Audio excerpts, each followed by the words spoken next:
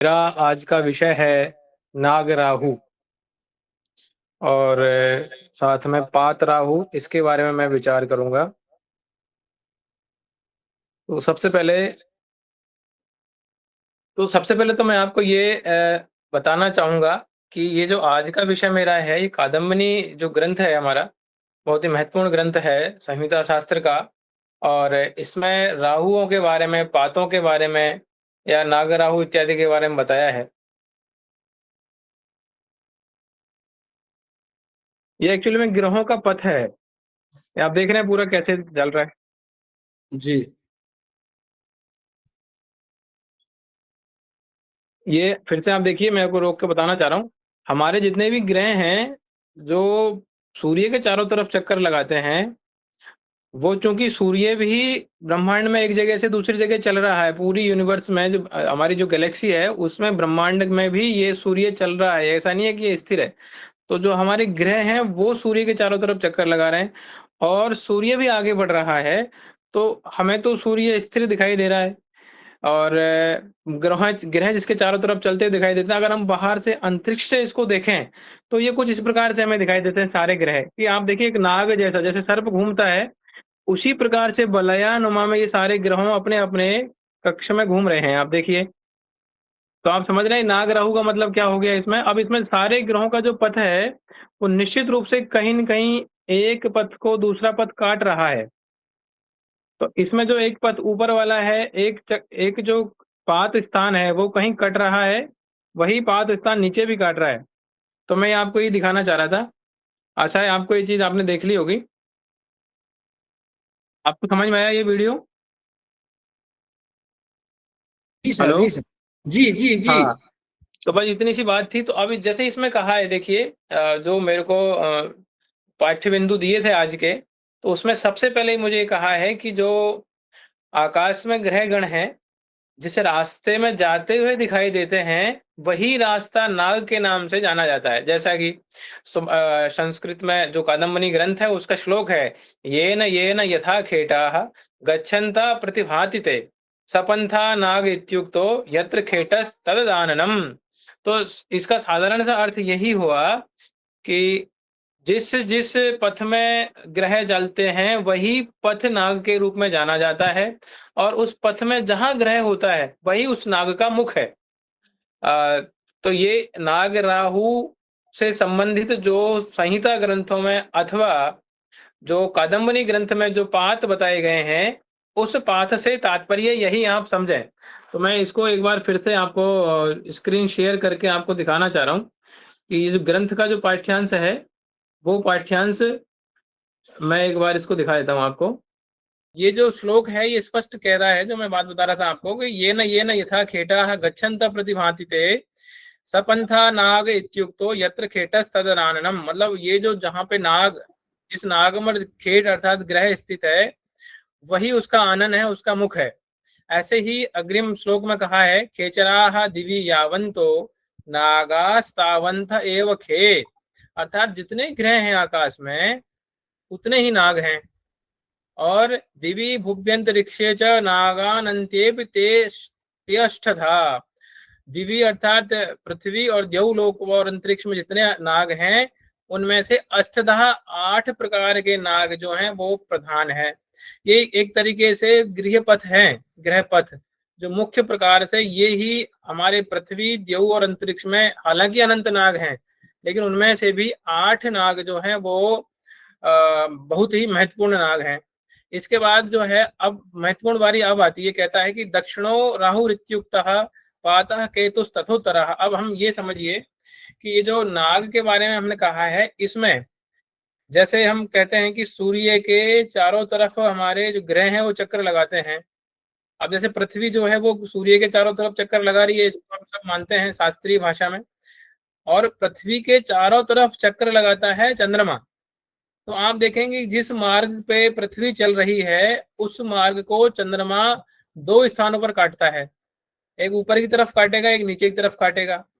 तो ये जो कटान बिंदु है, यही वास्तव में पात स्थान है, और इन्हीं को ही राहु कहते हैं। आपको शायद समझ में आ गया होगा कि जिन स्थानों को चंद्रमा काटता है पृथ्वी के पथ को, वही दो बिंदु पात स्थान है, उन्हीं को ही राहु कहते हैं।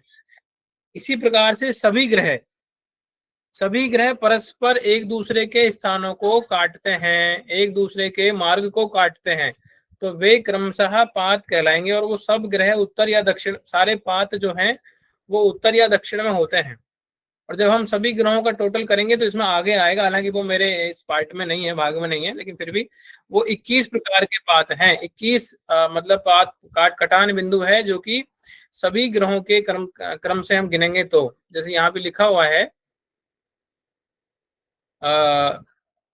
राहुरित्युक्तः दक्षिणो पातः, अर्थात उसका जो दक्षिण भाग है वो राहु कहलाता है। केतुस्तथोत्तरः, और केतु जो है वो उसके उत्तर का भाग है। तो ये हर ग्रहों का जो पात स्थान है वो क्रमशः एकविंशति पाता, ये एकविंशति अर्थात 21 पात स्थान है।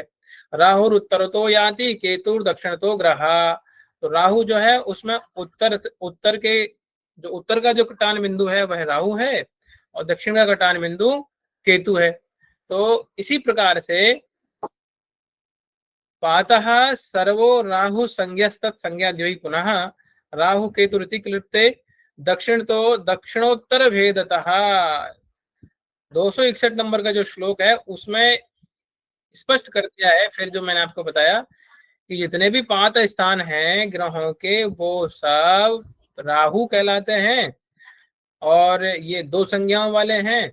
उसमें से जो ऊपर का पात है वो केतु है, जिसको उत्तर पात कहते हैं, और जो नीचे का पात स्थान है वो दक्षिण पात है, उसको राहु कहते हैं।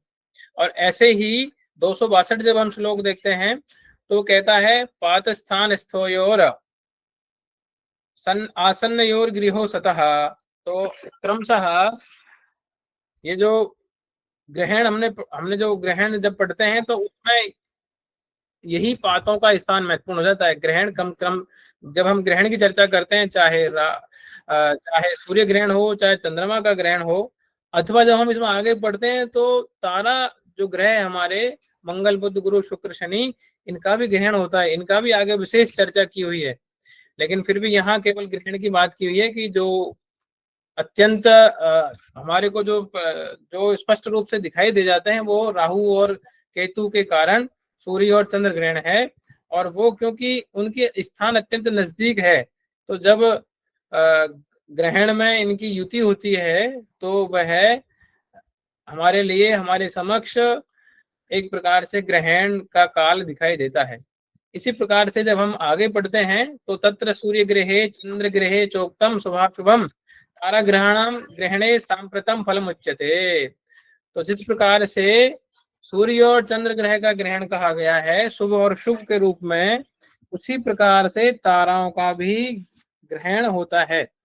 अब यहाँ पर दो बात कही है कि जो ग्रहण है वो किसका हुआ और जो ग्रहण करेगा वो कौन करेगा। तो जब हम पात स्थान में देखते हैं, जैसे हम हमारे समक्ष जो दैनिक जीवन में आते हैं वो सूर्य और चंद्र ग्रहण आते हैं। तो जब हम सूर्य ग्रहण की बात करते हैं तो सूर्य ग्रहण होता है अमावस्या में, नहीं, सूर्य ग्रहण होगा अमावस्या में। तो अमावस्या में ऐसी स्थिति होती है कि सूर्य और चंद्रमा एक राशि अंश कला विकला पर स्थित होते हैं। तो जब उनका हम पृथ्वी से देखेंगे तो सीधे एक बिंदु पर नजर आते हैं। तो राहु और केतु का अगर अंतर अत्यंत कम है, उसके वृत्त उसके व्यास से भी कम अगर अंतर हो जाता है, तो निश्चित रूप से उस जगह पर, उस अक्षांश पर ग्रहण हमें दिखाई देता है। और इसी प्रकार से जब हम पूर्णिमा को देखते हैं तो पूर्णिमा में चूंकि आकाश में चंद्रमा पूर्ण रूप से दिखाई देता है, पूरा पूरा दिखाई देता है, लेकिन कहीं न कहीं पृथ्वी की छाया जिसको हम देखेंगे कि छाया जब तक चंद्रमा पे नहीं गिरेगी जब तक ग्रहण नहीं होगा। लेकिन अगर ये ठीक एक सीध में आ जाते हैं, मतलब इनका शरांत हो जाता है, तो पृथ्वी की छाया जो है वो अनंत आकाश में विचरती है। लेकिन अगर ये छाया चंद्रमा पे गिर जाती है तो चंद्रमा चूंकि पूर्णिमा वाले दिन आकाश में पूरा दिखाई देता है, तो वह हमें दिखना बंद हो जाता है। तो इसलिए हमने कहा ग्रहण ग्रहण हो गया। तो जब सूर्य ग्रहण होता है, उस ग्रहण में सूर्य और पृथ्वी के बीच में चंद्रमा आ जाता है। इसी प्रकार से जब चंद्र ग्रहण होता है तो पृथ्वी और सूर्य पृथ्वी और चंद्रमा जो है उसके बीच में जो बाधा उत्पन्न करती है वह है पृथ्वी की छाया। तो पृथ्वी की छाया से चंद्रमा का जो बिंब है वो दिखना बंद हो जाता है, तो वो हो गया चंद्र ग्रहण। तो वास्तव में ये राहु और केतु का जब हम संस्कार करते हैं गणित दृष्टि से, तो हमें ग्रहण की स्थिति का पता लग सकता है। उसी के बारे में इसमें कहा गया है, जो पात राहु की चर्चा की है, नाग राहु की चर्चा की है, और इवन जब हम आगे बढ़ते हैं इस ग्रंथ में, तो सभी प्रकार के जो बिंब जो आकाश में तारे के रूप में दिखाई देते हैं हमें, उन सब का भी ग्रहण होता है, उन सब का फल भी कहा है। आगे मेरे से आगे जो भी बिंदु जिनको दिया होगा वो आपको समझाएंगे। तो मुझे लगता है कि कादम्बनी ग्रंथकार ने एक एक बिंदु का स्पष्ट रूप से बहुत रिसर्च करके हमारे सामने व्याख्यान किया है और बताया है। और यह ग्रंथ निश्चित रूप से समाज के लिए लोकोपकारी होगा यदि इस पर बहुत रूप से रिसर्च किया जाए, अन्वेषण किया जाए। तो इसकी एक एक बात पर रिसर्च करके हम आधुनिक वैज्ञानिकों की सहायता कर सकते हैं इस ग्रंथ के माध्यम से। बहुत अच्छा इसमें रिसर्च है।